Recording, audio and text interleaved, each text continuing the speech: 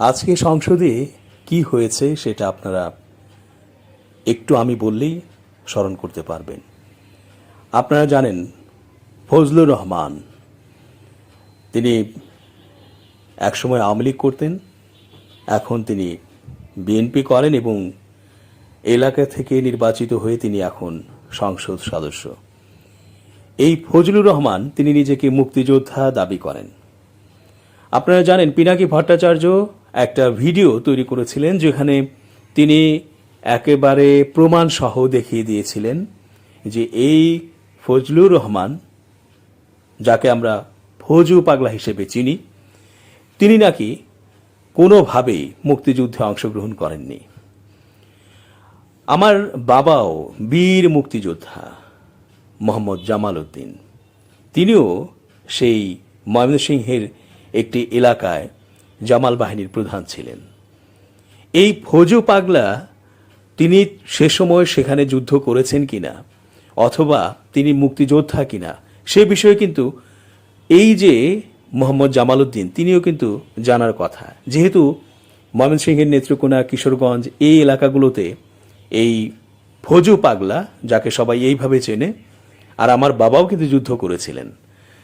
যাই হোক, পিনাকি ভট্টাচার্য একেবারে প্রমাণ সহ, ডেট সহ এবং অন্যান্য বিভিন্ন লিঙ্কড যে সূত্রগুলো আছে সেগুলো সহ প্রমাণ দেখিয়ে দিয়েছিল সেই ভিডিওতে যে ফজলুর রহমান তিনি যুদ্ধ করেছেন কি করেননি, এবং তার নিজের কথাবার্তার মধ্যেই কিছু অসঙ্গতি ফুটে উঠেছিল, যেগুলো দিয়ে তিনি বারবার প্রমাণ করে দিয়েছেন যে তিনি আসলে সে সময়কার যে ইতিহাস, বিভিন্ন কথোপকথন, বিভিন্ন নির্দেশনা, বিভিন্ন সংবাদ, সেই প্রেক্ষিতে তার কথার সাথে মেলে না। যাই হোক, সে আলোচনায় আমরা এই মুহূর্তে যাচ্ছি না। তিনি সংসদে যেটা বলেছেন সেটা হচ্ছে যে এই আলবদর রাজাকারের বাচ্চারা বাংলাদেশে থাকবে এবং তারা কোনোদিন রাজনৈতিকভাবে জয় পাবে না এবং তারা কোনোদিন সুবিধা করতে পারবে না বাংলাদেশে, এবং যারা মুক্তিযুদ্ধের পরিবারের সন্তান তারা কোনোদিনও জামাত করতে পারে না, যারা শহীদের সন্তান তারা জামাত করতে পারে না। এবং তিনি বলেছেন যে জামাতের যারাই পক্ষাবলম্বন করছে তারাই হচ্ছে সবচেয়ে ঘৃণিত এবং ধিক্কৃত ব্যক্তি। একটা কথা আপনারা জানেন যে এই রাজাকার রাজাকার রাজাকার এই শব্দ বলতে বলতে আর রাজাকারের নাতিপুতিরা সুবিধা পাবে, মুক্তিযুদ্ধের নাতিপুতিরা কোটা নিয়ে সুবিধা পাবে না, তা তো হতে পারে না। তার মানে হচ্ছে মুক্তিযোদ্ধা যে কোটা আছে সেই কোটায় নাতি পুতি ঘুতি সবাই সুবিধা পাবে, কিন্তু মুক্তিযুদ্ধের পর যাদের জন্ম হয়েছে তাদের যে সুবিধা নেবার ব্যাপার আছে, তাদেরও যে কোটার মধ্যে আসার ব্যাপার আছে, বা তাদেরও যে জেনারেল কোটাটি বড় হলে মানে বিশাল হলে তাহলে তারাও যে প্রতিযোগিতার মাধ্যমে অংশ নিয়ে তাদের মেধার স্বাক্ষর রাখতে পারে, সেটা হাসিনা চাইতো না। হাসিনা চাইতো যে মুক্তিযোদ্ধার নাতি পুতি ঘুতি যারা থাকবে, যত লম্বাই হোক এই বংশ পরম্পরা, তারা ওই কোটার আন্ডারে ঢুকে যাবে, মেধা কম হলেও সমস্যা নেই। সুতরাং এটা নিয়ে যখন লেগে গেল এবং রাজাকারের নাতিপুতি ঘুতি করে যখন হাসিনা উচ্চারণ করে ধিক্কার জানালো, তখন কিন্তু এই যে বিপ্লব, সেই বিপ্লব কিন্তু আরও জ্বলে উঠল দ্বিগুণ তিন গুণে। আপনারা জানেন এটা। এবং এই যে ফজলুর রহমান তিনি যে আজকে যে ধৃষ্টতা দেখালেন, আর যেখানে এই যে স্পিকারের আসনে বসে আছেন, তিনি বারবার বিরোধী দলের লোকেদের বলছেন বসুন বসুন, এটা সংসদ, এখানে সবাই নির্বাচিত হয়ে এসেছেন, এখানে একটা ভদ্রচিত পরিবেশ থাকবে। অথচ এই ভদ্রচিত পরিবেশ নষ্ট করলেন কে? সে হচ্ছে এই ফজলুর রহমান। এই ফজলুর রহমান সেই ফজলুর রহমান যিনি বলেছিলেন অন্তর্বর্তী সরকারের সময় যে 5 আগস্টের যে ঘটনা অর্থাৎ বিপ্লব, এটা একটা কালো শক্তি ঘটিয়েছে, এটা রাজাকারের বাচ্চারা ঘটিয়েছে, রাজাকারেরা ঘটিয়েছে। তো রাজাকারেরা যদি ঘটিয়ে থাকে তাহলে আপনারা তার বেনিফিট নিচ্ছেন কেন?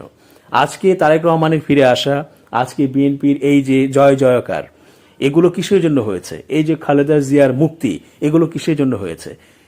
একজন লিখেছেন, অনেকেই লিখেছেন যে রাজাকারের বাচ্চাদের জন্যই, রাজাকারের বাচ্চারাই তো অগ্রগামী ছিল এই বিপ্লবের ক্ষেত্রে। সেই রাজাকারের বাচ্চাদের জন্যই আজকে আপনাদের যে চেয়ারপারসন ছিলেন খালেদা জিয়ার মুক্তি, আজকে বিএনপিরা আবার তাদের সমক্ষে তারা আসতে পারছে, সবার সামনে প্রকাশ্যে আসতে পারছে এবং তারা রাজনীতি করতে পারছে, এবং তারেক রহমান সেই বিদেশ থেকে আসেন করে করে আসা হয়নি তার, একসময় তিনি আসলেন। এই যে সমস্ত কিছু ঘটলো, এই সমস্ত কিছুর পেছনে কিন্তু এই রাজাকারের বাচ্চারাই কিন্তু অবদান রেখেছে। আজকে রাজাকারের বাচ্চারা যদি এই 5 আগস্টে বিপ্লব না ঘটাতো, তাহলে 41 সাল পর্যন্ত হাসিনা তো একটা ডেডলাইন দিয়েই রেখেছিল যে সেই পর্যন্ত তিনি ক্ষমতায় থাকবেন, অর্থাৎ সেই পর্যন্ত বেঁচে থাকলে আরও সময় পর্যন্ত তিনি ক্ষমতায় থাকার একটা চিন্তা করেছিলেন, পরিকল্পনা করেছিলেন।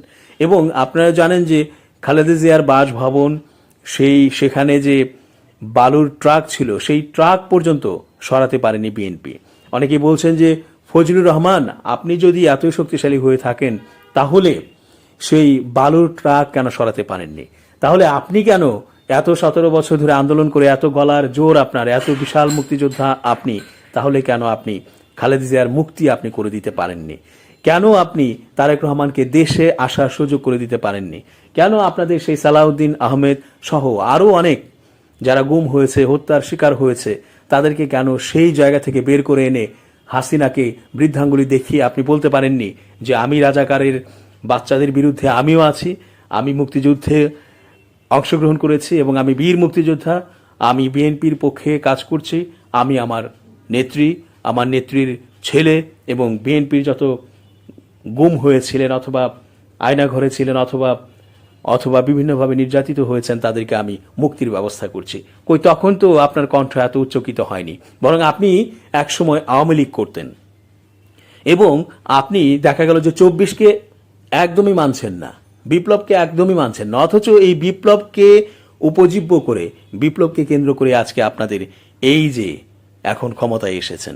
তো যাই হোক, এই দৃশ্য দেখে একজন আমাকে জানালেন যে স্যার, বিপ্লবীরা কিন্তু কোনো কিছু মানে না, কোনো আইন মানে না, এই জন্য এটাকে বলা হয় বিপ্লব। 5 আগস্টে কোনো আইন কেউ মানেনি।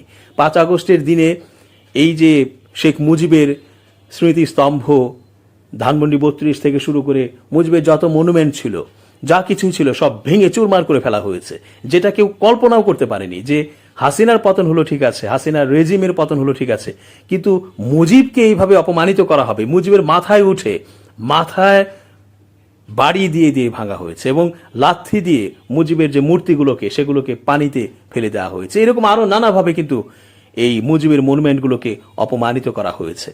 তো এইরকম একটি দল, যে দল এমন জগদ্দল পাথরের মতো বসেছিল বাংলাদেশে এবং একটা বড় সাপোর্ট নিয়ে ভারতের, তারপরও কিন্তু এই দল ক্ষমতায় থাকতে পারেনি এবং এই দলের বাহিনী থেকে শুরু করে সব কিছু এই দলের, এখনও সেই দলের আছে, এখনও আছে, কিন্তু টিকতে পারেনি। তাহলে বিএনপির এমন কি শক্তি হয়ে গেল এই 2 মাস হয়েছে মাত্র ক্ষমতায় এসে, যে এখন ফজলুর রহমান একেবারে পাগল হয়ে গেছে আর সংসদে দাঁড়িয়ে রাজাকারের বাচ্চা বলে চিৎকার করছে?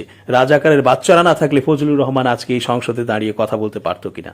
একজন জানালেন, স্যার, ওই জায়গায় যদি আমি থাকতাম এমপি হিসেবে, আমি আগে দৌড়ে যেতাম ফজলুর রহমানকে মারার জন্য, তাকে ইচ্ছে মতো পিটাতাম। এত বড় সাহস তার কি করে হয় যে সংসদে দাঁড়িয়ে সে রাজাকারের বাচ্চা, আলবদরের বাচ্চা বলে চিৎকার করে? যে আলবদর রাজাকারের বাচ্চাদের জন্যই আজকে সংসদ এই চালু হয়েছে, নির্বাচন হয়েছে এবং হাসিনা মুক্ত একটি সংসদ হয়েছে, আওয়ামী লীগ মুক্ত একটি সংসদ হয়েছে। যে আওয়ামী লীগের প্রধান ছিলেন শেখ মুজিবুর রহমান, যাকে বলা হয় মুক্তিযুদ্ধের প্রধান নায়ক, সেই প্রধান নায়ককে মানুষ তুড়ি দিয়ে, ছুঁড়ে ফেলে দিয়ে, অপমানিত করে আজকে বিপ্লব সংঘটিত হয়েছে। আর এখন সেই বিপ্লবের যে রস, সেটা পান করে তিনি এখন এই সংসদে এসেছেন, আর সংসদে এসে তিনি চিৎকার করছেন, গলাবাজি করছেন। তাকে আমি নিজে যে পিটাতাম, ইচ্ছে মতো পিটাতাম, এবং আমি যখন পিটানো শুরু করতাম তখন এই সংসদে ওই যে ওর কথার সাথে যারা টেবিল চাপড়েছে, এই ফজু পাগলার কথায় যারা টেবিল চাপড়েছে, সবাইকে মৌমাছির মতো একেবারে ধরে ফেলে সেখানেই একটা সংসদের মধ্যে একটা বিপ্লব সংঘটিত হয়ে যেত। এত বড় সাহস সংসদে দাঁড়িয়ে, যে লোকেদের আত্মত্যাগের কারণে, যে কিশোর, যুবক, তরুণদের আত্মত্যাগের কারণে, গৃহবধূ, শিশু, এদের আত্মত্যাগের কারণে, জীবন দেবার কারণে, শহীদানের কারণে এবং এদের যে পঙ্গুত্ব বরণ, এর কারণে তারা আজকে সংসদে এসেছে, কথা বলছে। অথচ সেই বিপ্লবকে এই ফজু পাগলা বলেছে কালো একটি শক্তি সেই বিপ্লব ঘটিয়েছে, রাজাকারের বাচ্চারা সেই বিপ্লব ঘটিয়েছে। প্রিয় দর্শক, আমাদের কিন্তু এটা কখনোই সহ্য হচ্ছে না যে সংসদের মধ্যে এইভাবে ফজলুর রহমান কথা বলে, আর বাকি যারা বিরোধী দলে আছেন, সেখানে জামায়াত আছে, এনসিপি আছে, আরো অনেকেই আছে, 11 দলীয় জোট, তারা কেন ফজলুর রহমানকে এই সংসদের মধ্যে চেপে ধরলো না, গণপিটুনি দিয়ে তাকে হত্যার মতো কাণ্ড ঘটানো না, সেটা সত্যি আশ্চর্য হয়ে যায়। কেন ঘটালো না, সত্যি আশ্চর্য হয়ে যায়। ঘটানো দরকার ছিল। বিপ্লব আজকে সংসদের ভেতর থেকে হওয়া উচিত ছিল, আর যিনি ওখানে স্পিকার হিসেবে আছে ওনাকে আরো দ্রুত করে ধরা দরকার ছিল। পরিস্থিতি খারাপ করেছে ফজলুর রহমান, কেন বিরোধী দলের লোকেদের, এমপিদেরকে বলবে যে আপনারা বসুন, থামুন? কেন তারা থামবে? আপনি তো আগুন জ্বালিয়ে দিয়েছেন। যে আগুন জ্বালানোর কারণে হাসিনার পতন হয়েছে, সেই আগুন আপনারা জ্বালিয়েছেন। এখন আপনাদের পতন থেকে পতনের চেয়ে বেশি করে আপনাদের স্খলন হওয়া দরকার।